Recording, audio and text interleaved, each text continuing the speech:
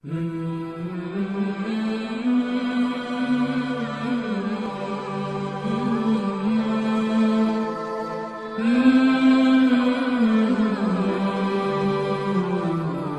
عليكم ورحمة الله تعالى وبركاته. وعليكم السلام ورحمة الله وبركاته. أحمده ونصلي على رسول الكريم أما بعد فقد قال الله تعالى في القرآن الحكيم القرآن المجيد بعد أعوذ بالله من الشيطان الرجيم بسم الله الرحمن الرحيم فاستقم كما أمرت صدق الله العليم.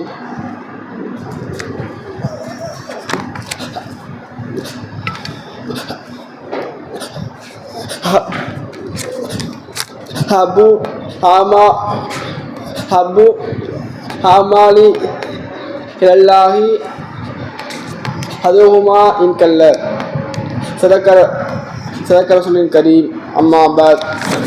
நம்மையெல்லாம் முஸ்லீமாவும் முஃமினாவும் பிறக்க வைத்து மேலும் ரசூலே கரீம் ஸல்லல்லாஹு அலைஹி வஸல்லம் பிறக்க வைத்தானே அப்படிப்பட்ட அல்லாஹ்வுக்கு அனைத்து புகழும். அல்ஹம்துலில்லாஹ் அல்ஹம்துலில்லாஹ் அல்ஹம்துலில்லாஹ். மேலும் காமியான சேகமான கருத்தை பற்றி பிரிகுறிப்பாய்ந்து கொடுத்தானே அப்படிப்பட்ட அல்லாஹ்வுக்கு அனைத்து புகழும். மேலும் இதில் அல்லாத நம்மை இஸ்திகாமத்தாக இருக்க வைத்தானே அப்படிப்பட்ட அல்லாஹ்வுக்கு அனைத்து புகழும். நண்பர்களே, நாம் அறிந்து கொள்ள வேண்டும், மொத்த மனிதர்கள் இரண்டு வகையாக உள்ளார்கள். முதல் வகை மனிதர்கள் யாருன்னு கேட்டால் குடியை கெடுத்தவர்கள். அதாவது அவருடைய வாழ்க்கையை தீய காரியத்தை கொண்டு அவர்கள் வாழ்நாள் முழுவதும் அவருடைய வாழ்க்கையை அவர்கள் கழித்திருப்பார்கள்.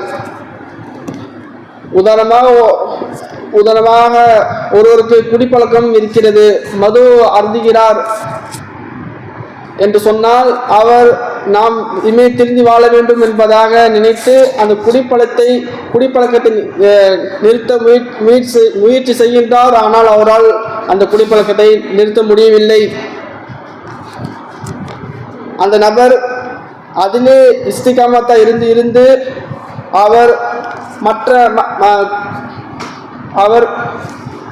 அவர் குடிக்கல அப்படின்னா தான் அவருக்கு கையெல்லாம் நடுங்கும், வாயெல்லாம் வளரும். அவரே குடிச்சிட்டாரு, எனக்கு மெக்கு போட்டாரு அப்படின்னா அப்படியே ஸ்ட்ராங்காக நிற்பாரு, அப்படியே கை காலம் ஸ்ட்ராங்காக இருக்கும். அவருக்கு பேச்ச ரொம்ப நல்ல தெளிவாக பேசுவார். அந்த மாதிரி அவருக்கு அந்த பழக்கம் அவருக்கு ஆயிரும். இரண்டாவது வகை மனிதர் யாருன்னு கேட்டானா, அவருடைய வாழ்நாள் முழுவதும் இபாதத்திலே அவர் வாழ்க்கையை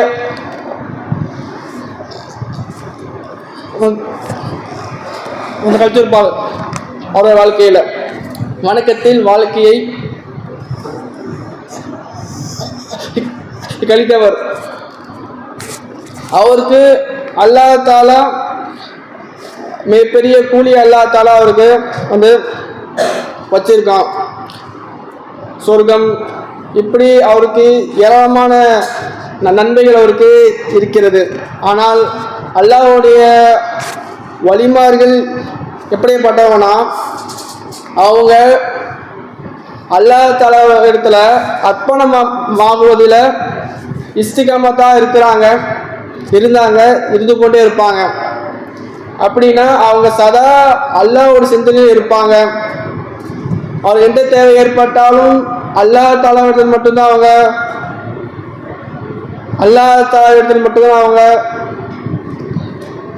முத்தாஜ் ஆகுவாங்க. சதா லா இலாஹ இல்லல்லாஹ் என்ற அல்லாஹ் தான் என்னோட தேவையை பூர்த்தி செய்கிறார் என்பதா அவருடைய வாழ்நாள் முழுவதும் காலை எழுந்திலிருந்து உறங்கும் வரை அல்லாஹ்வுடைய திக்ரில் இருப்பார்கள். இதில் அவர்கள் இஸ்திகாமத்தாக உள்ளார்கள்.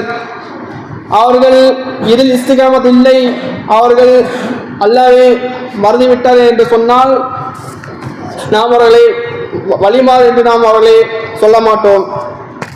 அல்லாஹ் தஆலா சொல்றான், ஃபஸ்தகிம் கமா உமிர்த்த, நீ ஏவப்பட்ட பிரகாரம் நேர்வழியில் உறுதியாக நிற்பீராக என்று அல்லாஹ் தஆலா கூறி காட்டுகின்றான். அப்ப அல்லாஹ் தஆலா நமக்கு எந்தெந்த விஷயங்களை ஏவியிருக்கான் என்பதால் நாம் சற்று சிந்தித்து பார்க்க வேண்டும். அல்லாஹ் தஆலா ஈமான் கொள்ளும்படி ஏவி உள்ளான். ஹலால் ஹராம்களை ஏவும்படி அல்லாஹ் தஆலா நமக்கு ஏவி உள்ளான். அப்புறம் தொழுகைகளை தொழுகுமாறு ஏவி உள்ளான். இப்படி அல்லாஹ் தஆலா நமக்கு எவ்வளோ விஷயங்களை ஏவி உள்ளான். இதில் நாம் சரியான முறையில் இஸ்திகாமத்தாக இருந்தோமையானால் அல்லாஹ் தஆலா இதுக்கு நமக்கு மிகப்பெரிய கூலி அல்லாஹ் தஆலா நம்மளுக்கு வழங்குவான். பெருமானார் ஸல்லல்லாஹு அலைஹி அவர்கள் ஒரு ஹதீஸில் கூறி காட்டுகின்றார்கள்,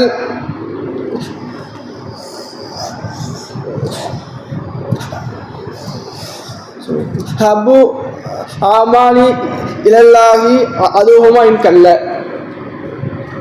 நீங்கள் அல்லாஹ் தஆலாவுடைய நேசத்தை பெற வேண்டும் என்றால் ஒரு சுலபமான வழி இருக்கிறது.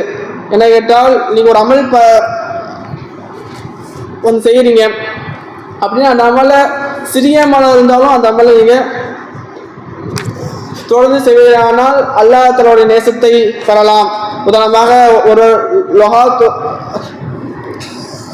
தொழுக போகிறேன் என்பதாக நீங்கள் செய்தாரேயானால் அதில் அவர் இஸ்திகாமத்தாக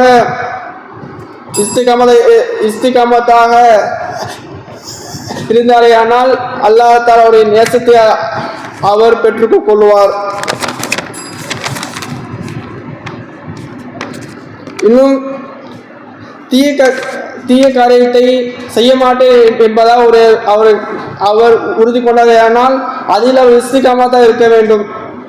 இல்லை, உதாரணமாக நான் பொய் சொல்ல மாட்டேன் அப்படின்னு வாழ்க்கையில் ஒரு உறுதி கொண்டால் அப்படின்னா நான் பொய்யே சொல்ல மாட்டேன் என்பதாக அதில் இஸ்திகாமத்தாக இருக்க வேண்டும். இல்லை, நான் இப்போ மட்டும் பொய் சொல்லிக்கிறேன், இன்னைக்கு மட்டும் பொய் சொல்லிக்கிறேன் என்பதாக அந்த தீய காரியை விட்டு ஒழுங்காமல் இருந்தால் அந்த தீய காரியம் அவரை விட்டு விலகாது. அதே போலதான்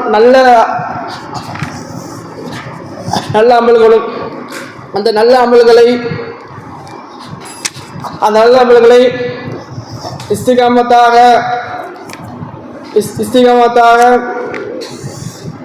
செய்வாரேயானால் அந்த அமல் அவரை விட்டு போகாது.